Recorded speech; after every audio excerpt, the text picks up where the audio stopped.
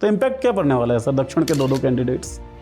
पहले जज हैं, पूर्व जज हैं जो वाइस प्रेसिडेंट का इलेक्शन लड़ रहे हैं। तो क्या टीडीपी या फिर वाईएसआरसीपी की बात करें या बीआरएस की बात करें, इनके ऊपर कोई मोरल प्रेशर जैसा आप कुछ देखते हैं क्या? तो ये 30 दिनों वाला जो कानून है सर, इसको कैसे देखते हैं आप? इसके हिसाब से तो कोई एक हवलदार या एक कांस्टेबल जो है वो एक एफआईआर लिखेगा और वो राज्य के मुख्यमंत्री को हटा देगा। क्या संस्थाएं बिल्कुल कंट्रोल में काम करती हुई दिख रही हैं? तो कर तो रही है ऑलरेडी कर रही थी। अब तो क्या ये ताबूत में आखिरी कील है कि भाई अब तो तुमको? अभी भी नहीं है, ये ऐड ऑन करते जाएंगे, ये ताबूत में कील ठोकते जाएंगे। वो एक दिन क्या होगा, वो क्या ये भस्मासुर की तरह बीजेपी को भी काट सकता है?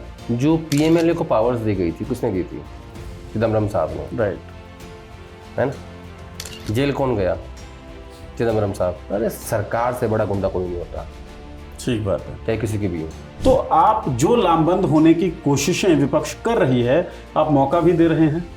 जितना सरकार कमजोर होती जाएगी ना, उतनी ताबूत में कीलें बढ़ती जाएंगी। कांग्रेस के बहुत सारे नेताओं मंत्रियों पर जो है सो ईडी की रेड पड़ी, लेकिन सबसे ज़्यादा चर्चा और सबसे ज़्यादा सपोर्ट गार्नर किया भूपेश बघेल के लड़के चैतन्य बघेल पर जब ईडी की रेड पड़ी।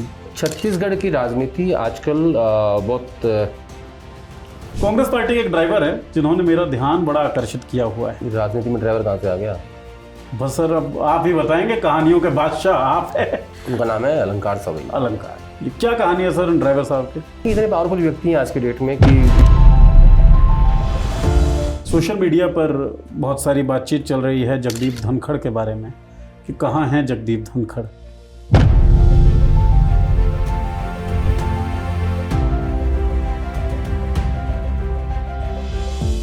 नमस्कार दोस्तों, देखी जाए के नए एपिसोड में आप सभी का स्वागत है। हमेशा की तरह हमारे साथ बातचीत करने के लिए हमारे कंसल्टिंग एडिटर आदेश रावल जी हमारे साथ हैं। बहुत बहुत स्वागत सर आपका। Thank you Neeraj. तो देखी जाए कि इस एपिसोड में चर्चा होगी छत्तीसगढ़ की, चर्चा होगी सदन की, सदन के अंदर पास हुए बिलों की, चर्चा उपराष्ट्रपति पद के उम्मीदवारों की भी होगी और चर्चा पूर्व उपराष्ट्रपति की भी होगी कि आखिर वो हैं कहाँ, इस्तीफा देने के बाद से कोई पब्लिक अपीयरेंस हुई क्यों नहीं है। लोग बहुत सारी बातें कह रहे हैं, हाउस अरेस्ट तक की खबर आई है, सच्चाई क्या है? बियॉन्ड दिस इंफॉर्मेशन हकीकत तलाशने की कोशिश करेंगे इस चर्चा में। तो आदेश जी मुखातिब होते हैं आपसे।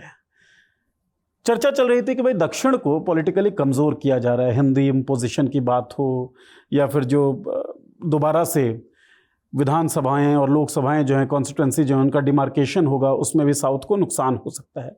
इन सब चर्चाओं के बीच उपराष्ट्रपति कैंडिडेट जब चुने जाते हैं, भारतीय जनता पार्टी एक दक्षिण से उम्मीदवार लाती है। सवाल उठता है कि भाई इंडिया ब्लॉक अब क्या करेगी, ये तो बड़ी मुश्किल हो गई। लेकिन इंडिया ब्लॉक पॉलिटिकल स्फीयर से अलग एक जज को लेकर आती है कैंडिडेट के रूप में। तो सबसे पहले तो ये बताइए कि इसका क्या मैसेज होगा और साउथ की राजनीति में से कैंडिडेट को उठाने से पूरी राजनीति पे क्या असर पड़ने वाला है, ये बताइए। उसके बाद कुछ कहानियां भी छिपी हुई हैं, वो भी आपसे जानेंगे। तो इम्पैक्ट क्या पड़ने वाला है सर दक्षिण के दो कैंडिडेट्स? देखिए, ये बात तो सही है कि जब चर्चा शुरू हुई इंडिया ब्लॉक के अंदर तो डीएमके चाहती थी कि उनका कैंडिडेट हो, क्योंकि जो एनडीए कैंडिडेट हैं वो तमिलनाडु से आते हैं। तो कोशिश हुई तो उनका जो प्रपोजल था वो था कि वो एक ओबीसी चेहरा देना चाहते थे डीएमके की तरफ से, लेकिन उस बात के ऊपर शायद टीएमसी नहीं मानी। अखिलेश यादव चाहते थे कि पिछड़ा हो, और राहुल गांधी की जो आज की पॉलिटिक्स है वो कास्ट सेंसस यानी ओबीसी और दलित के आसपास है, क्योंकि वो संविधान की बात भी कर रहे हैं। लेकिन जब इन सब के बीच में मैंने देखा कि डॉक्टर रेड्डी साहब को जब लेके आए कि एक फॉर्मर जज हैं सुप्रीम कोर्ट के और ऊपर से रेड्डी हैं, तो थोड़ा आश्चर्य हुआ मुझे कि मैं बात कर रहे हैं ओबीसी की, हाँ, बात कर रहे हैं दलित की, ये मेरे जहन में हाँ, और लेके आए रेड्डी को। रेड्डी तो प्रकाश है जी। तो इसके पीछे कहानी छुपी हुई है। हाँ, वो सुनाइए सर। वो कहानी ये है कि पार्टी के अंदर एक बहुत बड़ा तबका ऐसा है जिनको ये लगता है कि सब कुछ वकीलों को ही मिलता है पार्टी के अंदर। अच्छा, ठीक है। बड़े वकीलों को राज्यसभा, बड़े वकील कैबिनेट मिनिस्टर बनते हैं जब सरकार आती है जी। और जब मौका आता है तो जब राज्य की सरकारें होती हैं तो वकील उन्हीं से ही सरकारी केसों में बड़ी मोटी फीस चार्ज करते हैं जी। तो सारी जो बेनिफिशियरी हैं बड़े वकील ही हैं। तो उसके अंदर एक चर्चा ये चल रही थी कई सारे नेताओं के अंदर कि भाई हमें वकील के बाहर भी, यानी जो बड़े वकील हैं उनके बाहर भी जजेस की तरफ भी देखना चाहिए जो रिटायर हो चुके हैं। उससे भी ये भी एक बड़ा तबका है, उसके अंदर भी एक मैसेज जाएगा। तो मुझे फिर ऐसा लगा कि शायद ये एक्सरसाइज जो है वो उस तरफ उसने रुख ले लिया। वकीलों में कोई नाराजगी तो नहीं आ जाएगी? नहीं, नाराजगी क्यों आएगी, क्योंकि मुझे लगता है कि सबसे बड़े बेनिफिशियरी हैं आज की डेट में, किसी भी राजनीतिक दल में देख लीजिए आप, वो वकील हैं। अगर उनको उनकी अपनी पार्टी राज्यसभा नहीं भेजती तो दूसरी पार्टी भेज देती है, क्योंकि वो उनके बड़े बड़े केसेस वो लड़ रहे होते हैं। और ये जो सरकार है फिलहाल, जो मोदी सरकार है, इसमें तो विपक्ष को सही मायने में बड़े वकीलों की आवश्यकता पड़ती है।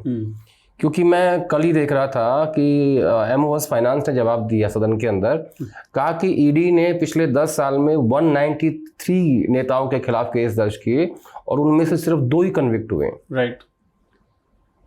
तो ऐसे में अच्छे वकीलों की आवश्यकता तो विपक्ष को है ही है।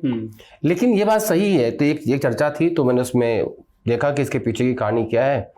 दरअसल जो सुदर्शन रेड्डी साहब हैं, ये तेलंगाना के रहने वाले हैं। अभी जो तेलंगाना में कास्ट सेंसस हुआ है, जिसका उदाहरण राहुल गांधी पूरे देश को दे रहे हैं कि हमें ये मॉडल चाहिए कास्ट सेंसस का, और हम चाहते हैं कि मोदी सरकार भी इसी के आधार पे कास्ट सेंसस करे। तो रेड्डी साहब को उस ओबीसी कमेटी का हेड बनाया गया था, सुदर्शन रेड्डी साहब को। ठीक है, तेलंगाना में। और फिर जब वहाँ पे इसको कर दिया गया कास्ट सेंसस को, तो इनको दिल्ली लाया गया। इन्होंने प्रेजेंटेशन दी कांग्रेस प्रेसिडेंट खड़गे साहब को और नेता प्रतिपक्ष राहुल गांधी को कि कैसे कैसे हमने कास्ट सेंसस किया, कैसे हमने ओबीसी को तवज्जो दी है, ठीक है, और कैसे डाटा आया। जो पूरी प्रेजेंटेशन थी वो इन 2 लोगों को दी गई।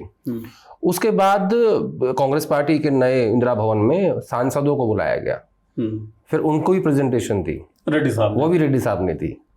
तो ये उसके बेसिकली उसका जो स्ट्रक्चर तैयार किया गया उसमें इनका बड़ा रोल है। आर्किटेक्ट कह सकते हैं उनको।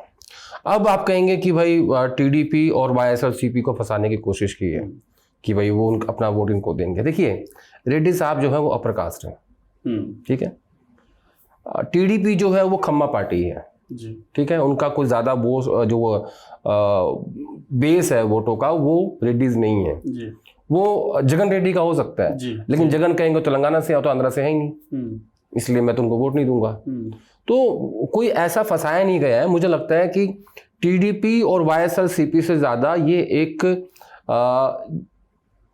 मतलब जज साहब की जो कम्युनिटी है उनको एक मैसेज देने की कोशिश है। अच्छा। आप देखिए, मैं कहीं पढ़ रहा था कि पहले जज हैं, पूर्व जज हैं जो वाइस प्रेसिडेंट का इलेक्शन लड़ रहे हैं जी। आज तक इतिहास में किसी ने नहीं लड़ा। ये जो मामला है ना, ये हार जीत का नहीं है, वो तो सबको पता है, वो तो नंबर गेम सबको पता है। ये खेल है मैसेजिंग का कि आप क्या नैरेटिव पुश कर रहे हो। तो एक पूर्व जज को बना के मुझे लगता है कि इसमें जाति मैटर नहीं कर रही है, इसमें ओबीसी पिछड़ मतलब ओबीसी दलित या अपर कास्ट मैटर नहीं कर रहा है। ये बेसिकली जजेस को एक मैसेज देने की कोशिश कांग्रेस पार्टी ने की है कि ताकि सारे जो मतलब बेनिफिशियरी हैं वो वकील ना हो। कहीं कुछ ऐसा तो नहीं कि भाई कन्विक्शन जो है वो 2 लोगों को हुई है, वो तो एक बात है, लेकिन ईडी की ज्यादातर जांच जो चली है वो विपक्ष के नेताओं की तरफ चली है, सारे हुई हैं। हाँ। तो फैसला देते हुए थोड़ा देख लीजिएगा जज साहब, हम लोग तो फायदा भी पहुंचा लेंगे। ये नहीं कह सकते, क्योंकि ये तो आपको पता है कि आज के दौर में कैसे फैसले हो रहे हैं और किस तरीके से फैसले हो रहे हैं, ठीक है। वो तो उस पर मैं टिप्पणी नहीं करूंगा, अदरवाइज वो कंटेम्प्ट कोर्ट हो जाएगा, ठीक है, और वो हम दोनों के लिए अच्छा नहीं है। तो अदरवाइज मुझे लगता है कि जिस तरीके से रंजन गोगोई साहब सीजीआई थे, राज्यसभा लेके आई बीजेपी, लाई ना, बिल्कुल, तो वहां तो कोई सवाल नहीं उठे। हालांकि संसद के अंदर उठे भी जी। बहुत से सांसदों ने कहा कि एक कूलिंग पीरियड होना चाहिए किसी भी, ठीक बात है, सुप्रीम कोर्ट मतलब सीजीआई का, बेसिकली सीजीआई अपना रिटायरमेंट लेते हैं और राज्यसभा जाते हैं। तो मतलब एक राजनीतिक जवाबदेही नहीं बोल सकते इसको, लेकिन सामाजिक जवाबदेही तो होती है ना, राइट। लेकिन गोगोई साहब ने दिल पे पत्थर रखा कि कुछ तो लोग कहेंगे, लोगों का काम है कहना, और वो राज्यसभा पहुंच गए। और कहते रहे लोग, अपने को तो ठीक है, राज्यसभा चाहिए ना, ऊंचा सदन है। तो राज्यसभा के लिए तो आप देखो कि कितनी लंबी फेहरिस्त है जिन्होंने पार्टी छोड़ दी, कांग्रेस पार्टी छोड़ दी। बेशक जी। सबसे पहले उदाहरण गुलाम नबी आज़ाद जम्मू कश्मीर के मुख्यमंत्री रहे, देश के कैबिनेट मंत्री रहे, और पार्टी में, संगठन में शायद ही कोई ऐसा प्रदेश होगा जो वो जिस राज्य के महासचिव ना रहे हो। ठीक बात है। ठीक है, क्या हुआ आगे इधर, और इधर भी कुछ नहीं मिला।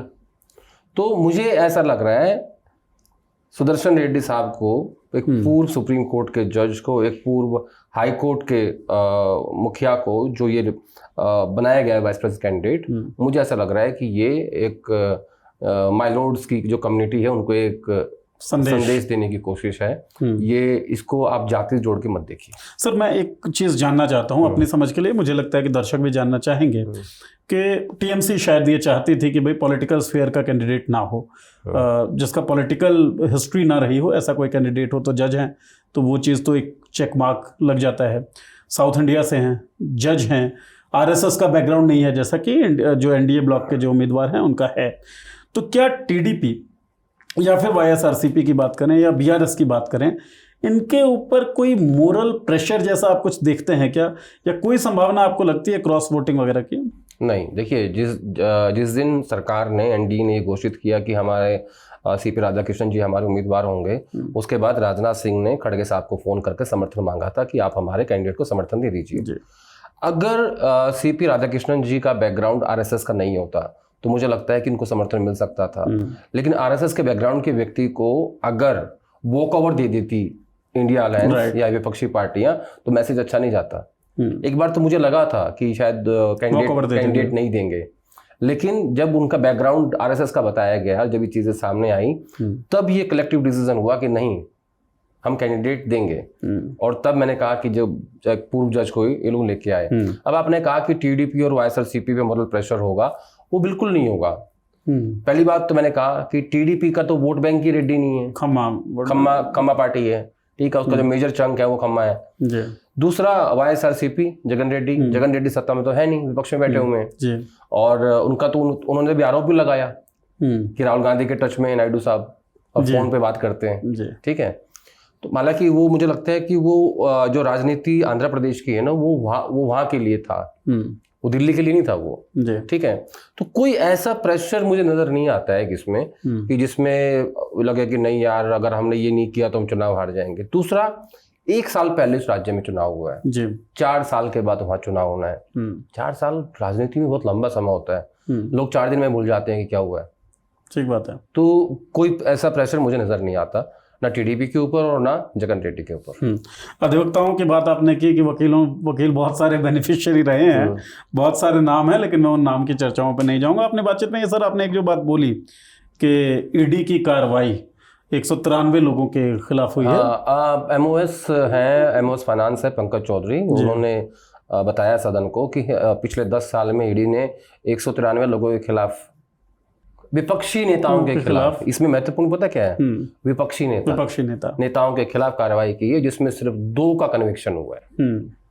तो इससे आप अंदाजा लगा लीजिए। संस्थाओं के बारे में बहुत सारी बात होती रहती है। एक बिल पास हुआ है संसद के अंदर, मैंने कही भी थी कि संसद में पास हुए बिलों पे अपन चर्चा करेंगे। तो बिल पास ये हुआ है कि 30 दिनों तक लगातार अगर कोई डिटेन्ड है, मिनिस्टर है, सीएम है, प्राइम मिनिस्टर हैं, अगर 30 दिनों तक डिटेन्ड हैं और पनिशेबल ऑफेंस में जिसमें उनको कारावास हो सकती है, तो उनको इस्तीफा देना पड़ेगा। संस्थाएं कैसे काम कर रही हैं वो हम सब देखते हैं। मिनिस्टर ऑफ स्टेट जो है फाइनेंस, उन्होंने बयान भी दिया सदन के अंदर। तो ये 30 दिनों वाला जो कानून है सर, इसको कैसे देखते हैं आप? अब आप चलिए थोड़ा सा फ्लैशबैक में। जी, अरविंद केजरीवाल जी को जेल भेज दिया गया, राइट, और उन्होंने इस्तीफा नहीं दिया। वो जेल में रहे लेकिन मुख्यमंत्री थे, एज ए चीफ मिनिस्टर उन्होंने। लेकिन जब वो बाहर आए तब उन्होंने अपनी मर्जी से इस्तीफा दिया, प्रेशर में नहीं दिया। अब जो ये कानून है इसके हिसाब से, और जिस हिसाब से एजेंसीज काम कर रही हैं विपक्षी पार्टियों के खिलाफ, इसके हिसाब से तो कोई एक हवलदार या एक कांस्टेबल जो है वो एक एफआईआर लिखेगा और वो राज्य के मुख्यमंत्री को हटा देगा। उसका मतलब तो यही है ना, राइट, क्योंकि उसके पीछे सरकार खड़ी है। जी, सिंपल गेम है ना। तो इसमें एक क्लॉज ऐसा भी होता कि विपक्षी पार्टियां को कुछ ना कुछ इसमें राहत दी जाती, तो कुछ समझ में आता है। कल किसी वेणुगोपाल बोल रहे थे सदन में कि जब अमित शाह को अरेस्ट किया गया तब वो होम मिनिस्टर थे, है ना जी। तो मुझे ये साफ साफ दिख रहा है जिस तरीके से चुनाव आयोग काम कर रहा है, जिस तरीके से ईडी काम कर रही है, जिस तरीके से इनकम टैक्स में आपने देखा होगा उसमें भी प्रावधान आया है कि वो आपके व्हाट्सएप चेक कर सकते हैं, वो आपकी मेल चेक कर सकते हैं क्योंकि आपने टैक्स नहीं दिया, है ना। तो भाई अगर टैक्स नहीं दिया तो पेनल्टी लगा दो। आप मेरी प्राइवेसी में क्यों घुसना चाहते हो? आपको मेरी मेल से क्या लेना है, मैंने टैक्स नहीं दिया। प्राइवेसी का ख्याल केवल तब होता है ना सर कि जब आप वोटर्स की सीसीटीवी फुटेज मान लेते हैं। नहीं, उसमें उन्होंने कहा कि बहन बेटियों कि उनकी इज्जत का सवाल है। अरे भाई, जो बहन बेटी बूथ पे वोट डालने आई है जी, उसमें कहां से इज्जत आ गई जी। तो मैं वापस सवाल पे आता हूँ। हाँ। तो बेसिकली क्या है कि विपक्षी जितने भी मुख्यमंत्री हैं या जो बनेंगे या जो भी हैं, सरकार जब चाहेगी तब उस मुख्यमंत्री की सरकार को गिरा देगी या तब उस मुख्यमंत्री को हटा देगी। लिया है कानून। एक और चीज ऐड हो गई है, ये कोई ताबूत में आखिरी कील नहीं है। अच्छा, मेरा सवाल यही था कि क्या संस्थाएं बिल्कुल कंट्रोल में काम करती हुई दिख रही हैं? तो कर तो रही है ऑलरेडी कर रही थी। हाँ, तो क्या ये ताबूत में आखिरी कील है कि भाई अब तो तुमको अभी भी नहीं है और कुछ हो सकता है? हाँ, ये तो होता रहेगा। ये ऐड ऑन करते जाएंगे, ये ताबूत में कील ठोकते जाएंगे। वो एक दिन क्या होगा, वो इतनी कील ठुक जाएंगे वो ताबूत टूट जाएगा, कहीं तो फटेगा ना वो। ठीक बात है, लकड़ी का तो है जी। तो बेसिकली ये जो लड़ाई, जो विपक्ष बार बार कहता है कि लड़ाई संविधान की है, ये लड़ाई है। एक तरफ राहुल गांधी कहते हैं कि संविधान को बचाने वाले हैं, एक तरफ उसको चलने वाले हैं। तो विपक्ष ये बात ऐसे नहीं कहता है, आधार है उसका जी। आधार ये है कि इनकम टैक्स के बिल के जरिए आप मेरे प्राइवेसी में घुसना चाहते हो, ठीक है। आधार ये है कि आप जनता द्वारा चुनाए मुख्यमंत्री को 30 दिन में उसको जेल में डाल के आप उसको लोकतांत्रिक सरकारों को आप अपदस्थ कर देना चाहते हैं, कर दोगे खत्म आप, ठीक है। एक तरफ आप बात करते हो वन नेशन वन इलेक्शन की, है ना, उस पर भी काम चल रहा है ना। बिल्कुल। तो ये जो कई तरह की बातें होती है ना, ये मेरी समझ से बाहर है। ये सबको पता है कि सारे इंस्टीट्यूशंस जो है वो कब्जे में हैं, दिखता भी है वो, राइट, ठीक है। लेकिन जिस तरीके से ये बिल के जरिए आप कर रहे हो, आपको याद है लगभग 2-1.5-2 साल पहले की बात है, किस तरीके से दिल्ली सरकार के खिलाफ एक बिल लेके आए थे, उसकी सारी पावर छीन ली गई थी, जी याद है? बिल्कुल याद है। तब कोई नहीं बोला था, बहुत कम हंगामा किया था विपक्ष ने, और सारी जो मेजर पावर्स थी वो दे दी गई केंद्र को। हालांकि आधी पावर्स तो पहले से ही एलजी साहब के पास है, सरकार तो वही चलाते हैं। अब कोई झगड़ा है नहीं, अब एलजी एग्जिस्ट ही नहीं करते हैं, लेकिन वो अब दिखता नहीं है, मिस्टर इंडिया हो गए हैं। हाँ, तो घड़ी का बटन दबाते हैं, गायब, दिखे ना किसी को। बात है। तो एक के बाद आपको कब्जे करने हैं, ऐसे करने हैं कि आप किसी को, विपक्षी सांसदों को या विपक्षी सरकारों को या नेताओं को सांस लेने भी नहीं दोगे आप। ये बिल तो मुझे इतना समझ में आता है कि कल कोई कांस्टेबल, कोई एएसआई, कोई एसएचओ एक एफआईआर लिखेगा, उसके पीछे सरकार खड़ी होगी और एक मुख्यमंत्री जो है वो 31 दिनों में पूर्व हो जाएगा। ठीक बात है, आप अपनी मर्जी से राज्यों को चला सकते हैं, फैसले ले सकते हैं। हाँ। मैं 2 जगहों पे जाना चाह रहा था इस चर्चा के बाद सर। एक तो छत्तीसगढ़ भी ईडी की कार्रवाइयां हो रही हैं, तो उसमें क्या खेल चल रहा है, उस पर ताबूत में आखिरी कील है कि नहीं, उस पर भी जाना चाह रहा था। ताबूत में आखिरी कील पे चलते हैं पहले सर, है ना। राहुल गांधी का एक बयान आया है, तो सदा सरकार में यही लोग नहीं रहेंगे, इसलिए चुनाव आयुक्तों को भी सोच के रहना चाहिए कि सरकारें बदलेंगी तो हिसाब तो होगा। हिंदू मिथोलॉजी में एक किरदार हम लोग पढ़ते हैं, भस्मासुर, है ना, जो अपने सर पे हाथ रखता है, जो अपने सर पे हाथ रखता है। तो ये सारे जो कानून हैं कि आप 30 दिनों तक अगर हिरासत में हैं तो चली जाएगी आपका मंत्री पद चला जाएगा, कुर्सी आपकी चली जाएगी। क्या ये भस्मासुर की तरह बीजेपी को भी काट सकता है? आप याद कीजिए यूपीए का दौर, जो पीएमएलए को पावर्स दी गई थी, किसने दी थी? चिदम्बरम साहब ने, राइट, है ना। जेल कौन गया? चिदम्बरम साहब, है ना। ठीक बात है। तो मुझे लगता है इन 2 लाइनों में ही आपका जवाब है। हाँ। तो आज जो बीजेपी को लग रहा है कि जो कानून है सिर्फ विपक्षी पार्टियों के लिए है, देश की जनता पता नहीं कब सरकार चेंज कर देगी। अब की बारी कर दी होती है तो थोड़ा सा बच गए, क्या पता वोट चोरी के कारण, क्या पता, हमें क्या पता। भाई हम तो 240 का हिसाब लगा रहे हैं। आपने कहा कि हमारे 400 आएंगे, 240 आई, आप क्या बच गए। आगे चल के क्या भरोसा है कि जनता क्या करेगी? ठीक बात और फिर यही कानून आपके खिलाफ इस्तेमाल किए जाएंगे। है। फिर आप चिल्लाओगे कि लोकतंत्र का गला घोटा जा रहा है, विपक्ष को निपटाया जा रहा है, मारा जा रहा है, दबाया जा रहा है, कुचलाया जा रहा है। ठीक बात यही तो होगा ना। तो मुझे ऐसा लगता है कि ये वैसा ही है जो आपने कहा कि बस मसूद जैसा ही है वो, क्योंकि जब कांग्रेस पार्टी और यूजीपी सरकार थी तो वो पीएमएलए में जो बदलाव कर रहे थे, जो उसको एम्पावर जो इतना ज़्यादा कर दिया था, उसके बाद वो उन्हीं के खिलाफ इस्तेमाल हुआ और फिर चल रहा है कि पीएमएलए में ऐसा कर रहे हैं, पीएमएलए में वैसा कर रहे हैं। जी, अरे सरकार से बड़ा गुंडा कोई नहीं होता, ठीक बात है। चाहे किसी की भी हो।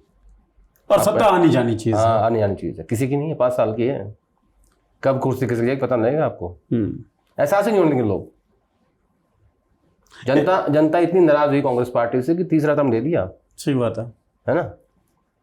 नहीं तो ऐसे ऐसे मंत्री थे, अब आदमी को आदमी नहीं समझते थे। बिल्कुल ठीक बात है। नाम नहीं लूंगा, बुरा मान जाएंगे। वकीलों की बात आपने कर ही दी थी सर। नाम लेने की जरूरत क्या है, मुझे लगता है दर्शक भी समझ ही गए। लगभग हम समझ ही गए। और आज भी ऐसे बिहेव करते हैं जैसे आज भी कैबिनेट मिनिस्टर हैं देश के।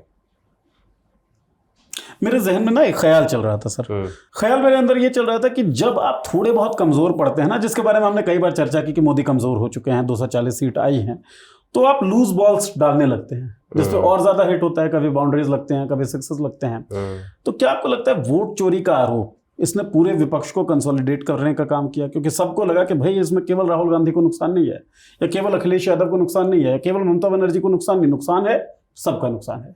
उसके बाद ये 30 दिनों वाला आप कानून ले आए, इसमें भी किसी एक पार्टी को या केवल विपक्ष की किसी एक नेता को दिक्कत या मुसीबत नहीं होगी, सबको होगी।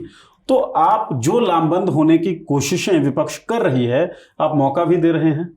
सरकार अपने फैसलों से विपक्ष को लामबंद कर रही है। जी एग्जैक्टली, हाँ। ठीक है ना। पहला फैसला था एसआईआर का, सरकार ने जो किया कि हमें वोटों को ठीक करना है, हमें उसमें ट्रांसपेरेंसी लेके आनी है, और कहा कि आपने 60 लाख 65 लाख वोट काट दिए, और फिर कुछ ऐसे लोग घूमते हुए मिले कि जिन्हें वोटर लिस्ट में मृत घोषित कर दिया गया और वो सुप्रीम कोर्ट में खड़े कर दिए गए। और फिर राहुल गांधी ने अपने घर बुला के 10 लोगों को चाय पिला के कहा कि देखो ये चुनाव आयोग के मुताबिक ये मृत हैं, ये जिंदा ही नहीं है, और ये मृत लोग मेरे साथ बैठे हुए हैं। हाँ। और मुझे बड़े खुशी हो रही है कि उनके साथ चाय पी रहा हूँ। ठीक है। तो उसने विपक्ष को लामबंद कर दिया। जो टीएमसी हमेशा अलग भागती थी, है ना, तो जहां विपक्ष बिखर जाता था पार्लियामेंट के अंदर, ये ऐसा मुद्दा है क्योंकि सबको पता है कि एसआईआर जो है, जो ये वोटों का जो रिवीजन है, ये बिहार के बाद बंगाल जाएगा। ठीक है। तो वहाँ टीएमसी इकट्ठी होगी, इसीलिए अभिषेक जो टीएमसी के नेता हैं, अभिषेक बनर्जी राहुल गांधी के डिनर में आए। राइट, हाँ। आते नहीं अगर ये मुद्दा नहीं होता तो। ठीक बात है। अगर मोदी जी, अमित शाह जी एसआईआर के मुद्दे को नहीं लेके आते तो राहुल गांधी के डिनर में अभिषेक बनर्जी नहीं आते। ये बात आप मुझसे लिख के ले लो। तो दूसरा मुद्दा ये जो नया जो कानून आया कि 30 दिन तक अगर पीएम, सीएम या कोई कैबिनेट मिनिस्टर जेल में रहेगा, या कोई विधायक या सांसद जो जेल में बैठा कोई भी व्यक्ति 30 दिन जेल में रहेगा तो आप उसकी कुर्सी चली जाएगी। ये भी एक ऐसा मुद्दा है जो विपक्ष को लामबंद करेगा, और कर रहा है और कर चुका है। हालांकि संसद का आज आखिरी दिन है इस सत्र का, वो खत्म हो गई है, लेकिन चीजें खत्म नहीं होंगी ना, आगे भी चलेंगी। आपने जाते जाते इस बिल को पास कर दिया। अब मुझे लगता है कि ये बिल पास नहीं हुआ, शायद सेलेक्ट कमेटी को गया जी। अब इसमें देखना पड़ेगा कि टीडीपी और जेडीयू का रुख क्या होगा। उनका रुख सामने नहीं आया अभी, लेकिन मुझे लगता है कि ये बिल फाइनली पास हो जाएगा। और मैं फिर कह रहा हूँ, ये ताबूत में आखिरी कील नहीं होगी, और भी चीजें होंगी। हाँ, होती जाएंगी, बढ़ती जाएंगी। जितना सरकार कमजोर होती जाएगी ना, उतनी ताबूत में कीलें बढ़ती जाएंगी, ड्रैकोनियन लॉज बढ़ते चले जाएंगे, क्योंकि वो डर होगा कि पता नहीं हमारी कब कुर्सी चली जाएगी। ठीक बात है। तो डर में जो आदमी काम करता है ना, वो ऐसे ही होते हैं। लेकिन ये समझ नहीं पा रहे हैं कि उधर दूसरी साइड से आप विपक्ष को इतना मजबूत कर रहे हो कि वो बिल्कुल क्या बोलते हैं उसको, वो मतलब पक्का वो कहते हैं चड्डी फ्रेंड हो गए हैं सारे के सारे। जी जी जी जी जी, वो वाले हो गए हैं। वो सबका दुश्मन एक बनता जा रहा है, एक बनता जा रहा है। इनको ये बात समझ नहीं आ रही है आज के दौर में, क्योंकि क्या होता है जब आदमी सत्ता में बैठा होता है ना, और जब बिल्कुल टॉप पे होता है, उसको आसपास कोई नजर नहीं आता। ये आपने पहले भी बात की, वो ऐसे देखता है घोड़े की तरह। हाँ। साइड में कुछ लोग लगा होता है, वो देखता है बिल्कुल सीधा, नजर नहीं आता कुछ भी उसको। वो अपने मुझे लगता है- खनक में रहता है, हाँ, अपने मुझे arrogance लगता में है- रहता है। मुझे लगता है आज के इस दौर में ना आप वैसा ही कर रहे हो। आपको उदाहरण देता हूँ मेरे को। जी अब आप देखो भारत क्या कर रहा है टैरिफ के खिलाफ। भारत, चाइना, रशिया और इंडिया, जी इसको बोलते हैं rich combination, RICH। Russia, India, India China. China. अब ये उसको मजबूत करने की कोशिश कर रहे हैं ताकि ये अमेरिका पर दबाव डाल सके जी और वो जो 25% एक्स्ट्रा टैरिफ है उसको कम किया जा सके। हम्म, लेकिन आप देखो कि चाइना के विदेश मंत्री आए, हमारे PM से मिले, फिर वो वहाँ चले गए पाकिस्तान और अफगानिस्तान के जाके फॉरेन मिनिस्टर से मिले। जी एक्साइज से क्या हुआ? Again flop. कोशिश हो रही है, अच्छी कोशिश है, क्योंकि मैटर देश का है और उसमें होना भी चाहिए। सरकार जो भी करेगी इसमें अच्छा ही करेगी, लेकिन डिप्लोमेसी बार बार फेल हो रही है। तो SIR हो गया, इधर डिप्लोमेसी फेल हो रही है। जो चाइना आपको 10 दिन 3 महीने पहले आपके खिलाफ पाकिस्तान को खुला समर्थन दे रहा था, आज आपको उसकी जरूरत पड़ रही है, जिस चाइना के लिए आप सबसे बड़ी मार्केट हो। और सर ये भी है ना कि रिश्ते एक रात में तो बनते नहीं हैं। नहीं, आपने वो आपकी बात ठीक है, लेकिन एक प्रॉब्लम और भी है। अब समस्या क्या आ रही है? समस्या ये आ रही है कि रूस जो है ना, रूस को हम फाइनेंशियल फायदा दे रहे हैं जी और उस फायदे से वो युद्ध लड़ रहा है, क्योंकि उसकी इकोनॉमी डाउन है। 2 साल से युद्ध चल रहा है, जी। पैसा चाहिए उसको। एग्जैक्टली भारत उससे तेल परचेज कर रहा है, या हमारी कंपनीज कर रही है, मुकेश अंबानी कर रहे हैं, जी ठीक है। तो उस चीज से ट्रंप नाराज है, हाँ क्योंकि वो यूक्रेन के साथ है। जी और ये ओपन मार्केट में तेल कहाँ बेच रहे हैं? यूरोप को। यूरोप भी ऑलमोस्ट उनके कंट्रोल में है, जी अमेरिका के। एग्जैक्टली हाँ डायरेक्ट परचेज नहीं कर सकते, वो डरेंगे, जी सैंक्शन लगी हुई है। तो इस तरीके से आप देखो कि डिप्लोमेटिकली आप फेल हो रहे हो। इधर आप ये बिल ले आए जिससे विपक्ष इकट्ठा हो गया, उधर SIR ले आए वहां विपक्ष इकट्ठा हो गया। तो डर में गलतियां होती जा रही हैं। डर में गलतियां होती जा रही हैं, लेकिन आप कह रहे हैं कि ताबूत में आखिरी के लिए नहीं है, बिल्कुल कीलें और बढ़ती जाएंगी क्योंकि डर बढ़ता जाएगा। और हो सकता है कि ताबूत में कील गाड़ते गाड़ते कोई कील आपके लिए आखिरी साबित हो जाए, ये हो सकता है। लेकिन सर जैसे PMLA में कांग्रेस की जेल, जैसे PMLA में कांग्रेस के लिए हुआ। लेकिन सर जब ताबूत में कोई कील गड़ती है ना, उस कील के खिलाफ सबको इकट्ठा होना चाहिए, लामबंद होना चाहिए, जो हम विपक्षी पार्टियों में देख रहे हैं। एक पार्टी है कांग्रेस, ये विपक्षी पार्टियों में सबसे बड़ी है। एक राज्य था छत्तीसगढ़, जहां कांग्रेस का शासन था, कांग्रेस की सरकार थी और बहुत मजबूत सरकार मानी जाती थी। सरकार गिर गई, सरकार बदल गई। कांग्रेस के बहुत सारे नेताओं मंत्रियों पर जो है सो ED की रेड पड़ी, लेकिन सबसे ज़्यादा चर्चा और सबसे ज़्यादा सपोर्ट गार्नर किया भूपेश बघेल के लड़के चैतन्य बघेल पर जब ED की रेड पड़ी। क्या पूरी कहानी है, एक तो ये बताइए। और दूसरा एक सवाल मेरा ये भी है कि जब अन्य लोगों पर पड़ा, मंत्रियों पर, अमरजीत भगत पर पड़ा, कवासी लखमा पर पड़ा, उन लोगों को उस लेवल का सपोर्ट नहीं मिला जिस लेवल का सपोर्ट भूपेश बघेल के लड़के को मिल रही है। परिवारवाद है या किसी एक व्यक्ति की पूरी तानाशाही है, दबदबा है जिसके पीछे अन्य लोग दिखते ही नहीं? ये क्या पूरी कहानी है सर, क्या माजरा है छत्तीसगढ़ का? देखिए, छत्तीसगढ़ में फिलहाल ये कह सकता हूँ मैं कि आपको भूपेश बघेल की जो राजनीति भी और वो व्यक्तिगत रूप से भी बहुत परेशान है, क्योंकि उनका बेटा जेल में है। जी। और कोई भी बाप होता है जिसका बेटा जेल में हो, लेकिन इसके जो राजनीतिक मायने हैं वो बहुत अलग है। अब आपने कवासी लखमा की बात करी, इसके पीछे कहानी है जो मुझे सुनानी पड़ेगी। अच्छा सर। वो कहानी ये है कि कवासी लखमा जेल में, हाँ, जयसिंह अग्रवाल एक पूर्व कैबिनेट मंत्री हैं जो एंटी भूपेश बघेल कैंप के हैं और जिनको TS बाबा और चरणदास महंत के कैंप का माना जाता है। वो कवासी लखमा से जेल में मिलने गए और उन्होंने कहा कि तुम्हारी क्या मदद कर रहा है भूपेश बघेल? तो उन्होंने कहा कि वकील तो सब उन्होंने ही दिए, जो भी हो रहा है उन्हें कुछ नहीं हो रहा है। तो बोला फिर क्या करूं? तो बोला तुम जाओ अपने लोगों को बोलो कि बघेल के घर के बाहर धरना देंगे। कवासी लखमा से TS बाबा? नहीं, जयसिंह अग्रवाल जब जेल में मिलने गए कवासी लखमा को, तो उन्होंने कहा कि तुम्हारी मदद नहीं कर रहा है भूपेश बघेल और तुम उनके घर के बाहर अपने लोग भेजो ताकि वो धरना दें। जी। क्योंकि वो दोनों एक लॉबी है और जयसिंह अग्रवाल, चरणदास महंत, TS बाबा ये एक लॉबी है। और ये सबको पता है कि भूपेश बघेल और TS बाबा की डिफरेंट लॉबी है। हाँ, वो दूसरे के सामने राजनीति करते हैं और TS बाबा भी मुख्यमंत्री के उम्मीदवार थे। जी। तो वो बात बाहर आ गई। कवासी लखमा ने वो बात लीक कर दी और वो बात पता लगी भूपेश बघेल को। ठीक। और बघेल साहब ने बात जाके बता दी ऊपर खड़गे साहब को और राहुल गांधी को। तो ये बहुत चर्चा का विषय है आजकल वहाँ पे, वहाँ की राजनीति में। अब आप एक चीज़ देखो, 2 दिन पहले या कल या परसों शायद वहाँ पे कैबिनेट एक्सपेंशन किया छत्तीसगढ़ की बीजेपी सरकार ने। उसमें उन्होंने एक सतनामी समाज से व्यक्ति को बनाया मंत्री और एक यादव को बनाया जी। अब कुछ दिन पहले बालोदा बाजार की घटना हुई थी, आगजनी हुई थी वहाँ पे, और उसमें सतनामी समाज का कार्यक्रम था। उसके बाद वो घटना हुई थी जी।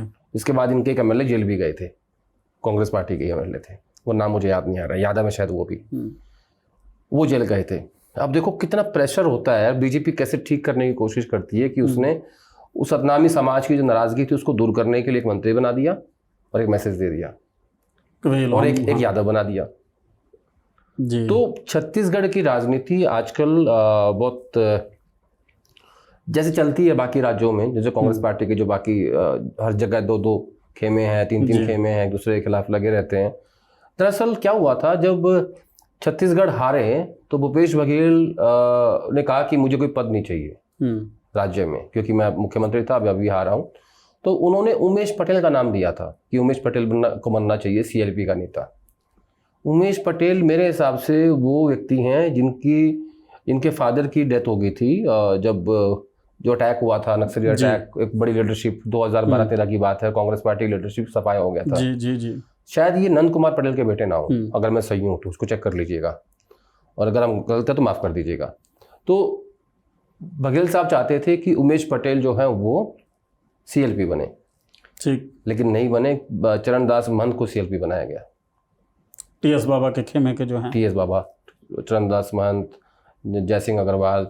तो इस लेवल से जेल से भी मतलब कवासी लखमा को भड़काने की कोशिश हो रही है, लेकिन जब से ये बात ऊपर पहुंची है मुझे लगता है कुछ होगा इसमें लेके, कोई ना कोई मैसेज जाएगा या समझाया जाएगा कि भैया अभी मत लड़ो, अभी चुनाव में 4 साल हैं।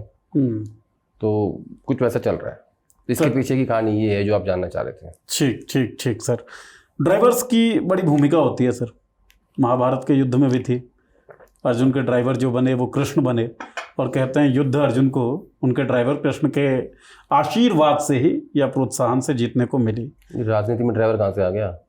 बस सर अब आप ही बताएंगे, कहानियों के बादशाह आप हैं और सच्चाइयों के भी।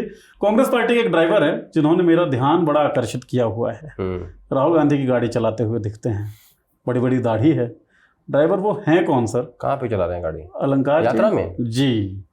अच्छा हाँ। तो वो जो ड्राइवर साहब हैं, दाढ़ी बड़ी सफेद सी जी जी जी जी जी जी जी, उनका नाम है अलंकार सवई। अलंकार जी। क्या कहानी है सर इन ड्राइवर साहब के? नहीं कोई कहानी नहीं है, राहुल गांधी के पीए हैं और काफ़ी महत्वपूर्ण आदमी हैं, काफ़ी पावरफुल व्यक्ति हैं। और जब राहुल गांधी विदेश जाते तब भी साथ ही जाते हैं, और आजकल जब भी मतलब मौका लगता होगा या कोई नहीं होता होगा तो कई बार तेजस्वी ड्राइव करते हैं, तो वो नहीं तो ऊपर अलंकार चलाते हैं। कांग्रेस पार्टी देखिए आजकल क्या हमेशा से ही राजनीति में पीए जो हैं बड़े पावरफुल होते हैं अक्रॉस द पार्टी लाइन, चाहे भाजपा के हों चाहे कांग्रेस के हों। ये तो राहुल गांधी के पीए हैं और मेरा इनसे बड़ा खट्टा मीठा रिश्ता रहा है। अच्छा हाँ, मतलब ना कभी वो मुझे हेलो करते हैं ना मैं कभी उनको करता हूँ। ऐसे क्या हो सकता है कि वही हो सकता है वो अपने उनकी सेल्फ रिस्पेक्ट का ख्याल रखते हैं, मैं अपनी ईगो का ख्याल रखता हूँ। ठीक है, तो देखिए मैंने उनको सेल्फ रिस्पेक्ट दी है, मैंने अपनी ईगो बोल दी है, ठीक है ना। लेकिन कई बार कोशिश हुई हमारे कई जगह से कोशिश हुई कि भाई आप दोनों मिलो, हम मिले भी लेकिन सफलता नहीं मिली।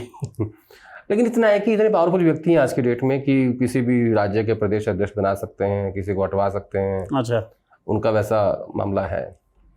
और इतने पावरफुल भी हैं कि एक बार तो ऐसा हुआ था कि एक सिटिंग चीफ मिनिस्टर को चेंज करना चाहते थे, सिटिंग चीफ मिनिस्टर को। राहुल गांधी के पीए तुम लोग को लगता है कि पीए का ऐसे मत लो आओ, वो लोग सिस्टम चलाते हैं, सिस्टम ऐसे उनकी ऐसे होता है मुट्ठी में, लेकिन उसमें उनको सफलता नहीं मिली।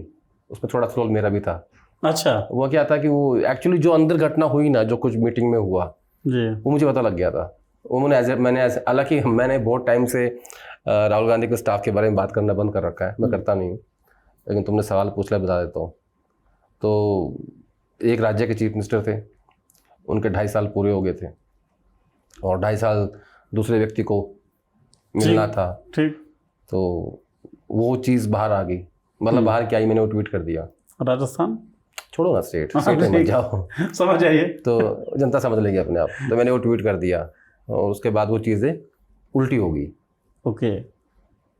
और फिर वहाँ से चीज़ें और ख़राब हो गई। मतलब इतने वाकई में मैं ये कहूँगा कि बहुत पावरफुल आदमी है। और बेसिकली तो मैं ये जो लोग सुनेंगे ना, जितने कांग्रेसी लोग हैं, इससे उनकी जो मार्केट प्राइस और बढ़ जाएगा। अच्छा, ऑब्वियसली, हाँ ठीक बात है। नेचुरल जब आप पावर दिखा रहे हैं, बता रहे हैं, जब मैं बता ही रहा हूँ तो उससे उनको फायदा होने वाला है। तो मैं यही कहूँगा कि मेरे बड़े वो हैं, खट्टे मीठे रिश्ते हैं उनसे। लेकिन मुझे एक बात समझ नहीं आती। क्या होता है, राहुल गांधी तक ज़्यादा शार्प जर्नलिस्टों को पहुंचने नहीं देते।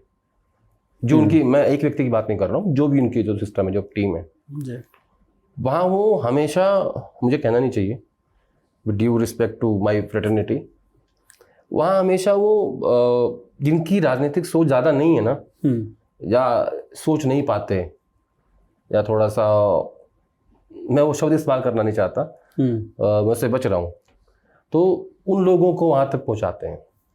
कुछ ऐसी बात कि जो आपके जो थोड़ा सा भी शार्प होगा ना, उसको नहीं जाने देंगे। अगर वो चला गया उसको काट देंगे। हालांकि मैं कभी कोशिश नहीं करता गांधी के पास जाने की, मुझे पता है कोई फायदा है नहीं, नुकसान है बस। मैं उस लिस्ट में नहीं हूँ। और तो ये लोग ऐसे करते हैं कि मतलब जो थोड़ा सा वो होगा ना, लगा कि थोड़ा सा ठीक है, बस एवरेज है, उसको आगे कर दो। मतलब सच्चाइयाँ तल्ख होती हैं और तल्ख सच्चाई बयान करने वाले व्यक्ति को क्लोज नहीं जाने दिया जाए, कुछ ऐसा? तल्ख सच्चाई नहीं, जो जानता हो समाज को, राजनीति को। बड़ा फर्क है, राजनीति और समाज जी, दोनों चीज़ जुड़ी हैं आपस में, इंटरकनेक्टेड है। उसके लिए बड़ा मुश्किल है। तो जब आपने कहा कि वो ड्राइवर हैं, ड्राइवर नहीं है वो बहुत बड़े आदमी हैं। ड्राइवर्स बड़े ही होते हैं, ये भी हमने कहा था सर। नहीं आपने पहली बार देखा होगा ना, क्योंकि आप कांग्रेस पार्टी कवर नहीं करते, कि आपने देखा कि कौन व्यक्ति है जो जीप में बैठा है, वो मतलब ड्राइव कर रहा है, कौन है कौन नहीं है। तो वो राहुल गांधी के पीए हैं और बहुत पावरफुल व्यक्ति हैं। राहुल गांधी के पीए बहुत पावरफुल व्यक्ति, जो एक सीएम का भी फैसला कर सकते हैं। हाँ, वो सबको पता पार्टी के अंदर। जो मैंने बात बताई है, ये ऐसा नहीं कि छुपी हुई बात है। जो लोग हैं, मतलब जिनके पास खबर होती है या जो जानकारी होती है, उनको पता है सबको। ठीक, मैं किसकी बात कर रहा हूँ जी। उपराष्ट्रपति की चर्चा से हम लोगों ने ये शो को शुरू किया था। पूर्व उपराष्ट्रपति की एक चर्चा से मैं ख़त्म करना चाहूँगा। सोशल मीडिया पर बहुत सारी बातचीत चल रही है जगदीप धनखड़ के बारे में, कि कहाँ हैं जगदीप धनखड़। नेताओं ने भी इस सवाल को पूछा, चिट्ठियां भी लिखी गई। दरअसल कल एलओपी ने भी पूछा है, कल राहुल गांधी ने भी ये बात पूछी है जी कि धनखड़ साहब कहाँ हैं। देखिए, इस देश के फॉर्मर वाइस प्रेसिडेंट हैं। अभी तक ये खबर नहीं आई है कि उन्हें वाइस प्रेसिडेंट के रूप में कौन सा सरकारी घर दिया गया है जहाँ वो रहेंगे जी। और 21 या 22 तारीख की ये घटना है, लगभग 1 महीना हो गया है। वो सेशन का फर्स्ट डे था और आज सेशन का लास्ट डे है जी। किसी को खबर नहीं है, उनकी कोई पत्नी का स्टेटमेंट नहीं है, उनकी बेटी का स्टेटमेंट नहीं है, दामाद का स्टेटमेंट नहीं है, उनका नहीं है, वो कहाँ रह रहे हैं, कोई तो खबर आनी चाहिए ना वाइस प्रेसिडेंट के बारे में। सरकार ने घर अलॉट किया है, नहीं किया है, उसी घर में अभी तक हैं या अपने प्राइवेट घर में शिफ्ट हो गए हैं, और प्राइवेट में हुए तो क्यों हुए, क्या गवर्नमेंट सरकारी घर नहीं देगी। मैंने एक बड़ी इंटरेस्टिंग चीज़ सुनी कि जब सीपी राधाकृष्णन के बारे में मोदी जी बोल रहे थे तो उन्होंने एक लाइन बोली और उसको जोड़ के देखा गया धनखड़ जी के बारे में। उन्होंने कहा कि राजनीतिक खेल नहीं खेलते सीपी राधाकृष्णन। ठीक है, तो क्या धनखड़ साहब राजनीतिक खेल खेल रहे थे? सवाल तो डायरेक्ट उठता ही है। ठीक है ना। तो इसको जब मैं डिकोड करने की कोशिश करता हूं तो फिर तो ये सवाल बिल्कुल लाजमी हो जाता है कि उनका सामने आना चाहिए, उनको पता होना चाहिए कहाँ है कहाँ नहीं है। एज ए वाइस प्रेसिडेंट भी तो वो आ सकते थे नॉमिनेशन में, क्यों नहीं आ सकते थे फॉर्मर वाइस प्रेसिडेंट? उनकी एक भी पब्लिक अपीयरेंस नहीं है पिछले 1 महीने से, एक भी। जब आप कहते हैं कि खबरों के बियॉन्ड जाने की आप कोशिश करते हैं, डिकोड करते हैं, तो इस खबर है, सूचना है कि भाई जगदीप धनखड़ दिख नहीं रहे हैं जब से उन्होंने इस्तीफा दिया। इसको जब आप डिकोड कर रहे थे, क्यों नहीं दिख रहे हैं, क्या इसके पीछे कारण हो सकता है, तो क्या कुछ पाया है आपने सर? नहीं, मेरे ये तो नहीं मुझे पता लगा कि वो कहाँ पे हैं कहाँ पे नहीं है। मेरा एक सोर्स है, मैंने उसको फ़ोन किया, मैं कहा यार बताओ, वो is close to his family, तो बताया, वो बोला कि मैं अमेरिका में हूँ, मैं वापस के बताऊँगा। उन्होंने मुझे नहीं बताया। लेकिन ये महत्वपूर्ण नहीं है, महत्वपूर्ण ये है कि क्या भारत सरकार ने फॉर्मर वाइस प्रेसिडेंट को सरकारी घर दिया, जो वाइस प्रेसिडेंट का घर है उसके अलावा जी। ठीक है। अगर नहीं दिया तो क्या वो अपने प्राइवेट घर में शिफ्ट हो गए? अगर प्राइवेट घर में शिफ्ट हुए तो आपने इस प्रोटोकॉल को क्यों तोड़ा कि आपने फॉर्मर वाइस प्रेसिडेंट को घर नहीं दिया? ठीक है, ठीक है। और इन सब को लेके एक भी खबर नहीं आ रही, किसी अखबार में, किसी टेलीविजन में, किसी कहीं पे भी, कहीं ट्विटर पे कुछ भी नहीं आ रहा कि वाइस प्रेसिडेंट कहाँ है। एक दिन सिब्बल साहब ने बात उठाई थी लगभग 10 दिन पहले जी कि सरकार बताए कि वाइस प्रेसिडेंट कहाँ है। कल राहुल गांधी ने ये बात कही कि वाइस प्रेसिडेंट कहाँ है, कहीं नजर नहीं आ रहे। तो जो ये बड़े राजनेता होते हैं ना, इनके पास इनपुट होता है, ये ऐसे कुछ नहीं बोलते हैं। क्या उनको हाउस अरेस्ट कर रखा है? ये भी राहुल गांधी ने कल कहा, एग्जैक्टली, है ना, यही बात सिब्बल साहब ने कही थी। तो ये जो दो नेताओं के स्टेटमेंट है फॉर्मर वाइस प्रेसिडेंट को लेके, धनखड़ साहब को लेके, ये इतने सिंपल नहीं है, इसके मायने हैं। और मुझे लगता है कि जब हम अगला शो रिकॉर्ड करेंगे तब तक इस पर क्लैरिटी आ जाएगी, कोई ना कोई सूचना हम लोगों को सूचना भी आ जाएगी, क्लैरिटी भी आ जाएगी। जो कहा जा रहा है कि हाउस अरेस्ट है, कहाँ है, सरकारी घर में है, प्राइवेट घर में है, कहाँ है, कुछ तो पता रहेगा ना। और ये कोई साधारण व्यक्ति थोड़ी है। ठीक बात है, उपराष्ट्रपति एक महीने पहले तक इस देश के उपराष्ट्रपति थे भाई। ठीक बात है। और आपने नहीं चुना था उनको, और आप ही की उन्होंने मदद की थी वेस्ट बंगाल में एज ए गवर्नर, फिर भी आप सरकार नहीं ला पाए थे। आपने उनको इनाम के रूप में बनाया था वाइस प्रेसिडेंट। ठीक बात है। और ऐसा ऐसे सब मीडिया रिपोर्ट्स हैं। और ऐसा क्या हो गया कि कुछ ही घंटों में आपने उनको पूर्व बना दिया, हटा दिया, और एक महीने से पता नहीं वो कहाँ है। इतना सिंपल तो नहीं लगता। एक वीडियो पे मैं काम कर रहा था पॉलिटिक्स के लिए ही, और वो वीडियो जल्दी हम लोग रिलीज करेंगे।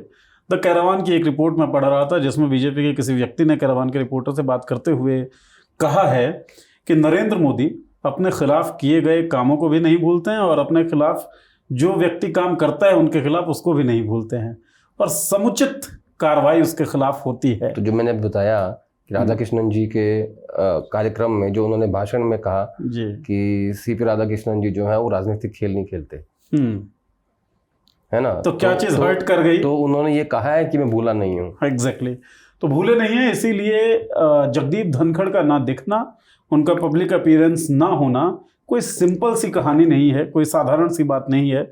इसके पीछे बहुत सी कहानियां होंगी, जिन कहानियों पर से पर्दा हट जाएगा। शायद जब हम अगला शो रिकॉर्ड कर रहे हों, पर्दा हट जाएगा तो उसके बारे में बातचीत होगी ही। और बियॉन्ड दिस इंफॉर्मेशन कि जगदीप धनखड़ हैं कहाँ, बहुत सारी चीज़ें और खुलकर सामने आएगी। बहरहाल मामला यह है कि उपराष्ट्रपति के पद की बात करें, उपराष्ट्रपति के चुनाव की बात करें, तो नंबर्स गेम में एनडीए स्ट्रांग है, लेकिन एक मैसेज देने का काम इंडिया ब्लॉक कर रही है। वो मैसेज दे पाने में कितना सक्सेसफुल होती है ये तो खैर वक्त बताएगा। एक बात और जो इस शो में हम कंक्लूडिंग रिमार्क्स के तौर पर कह सकते हैं वो ये कि भारतीय जनता पार्टी कहीं ना कहीं कमज़ोर हुई है, और कमज़ोरी में आप डेस्परेट होते हैं, और डेस्परेशन में आपसे होती हैं गलतियां। जो गलतियां शायद भारतीय जनता पार्टी द्वारा अब हो रही हैं बिलों के जरिए, वो विपक्ष को जो सामूहिक तौर पर उसके खिलाफ लड़ना चाहता है लेकिन कभी कभी बिखराव हो जाता है। बीजेपी अब यह सुनिश्चित कर रही है शायद अपने बिलों के जरिए कि ये बिखराव ना हो पाए, और वो विपक्ष को लामबंद होने का मौका दे रही है। ऐसी हमारी चर्चाएं हुई हैं। आपको क्या लगता है? कोई अलग जाविया आपका है, कोई अलग नज़रिया आपका बनता है तो ज़रूर हमें बताएं। इस वीडियो के कमेंट बॉक्स में चर्चा कैसी लगी ये भी ज़रूर बताइएगा। आदेश, बातचीत करने के लिए बहुत बहुत शुक्रिया। Thank you. Thank you.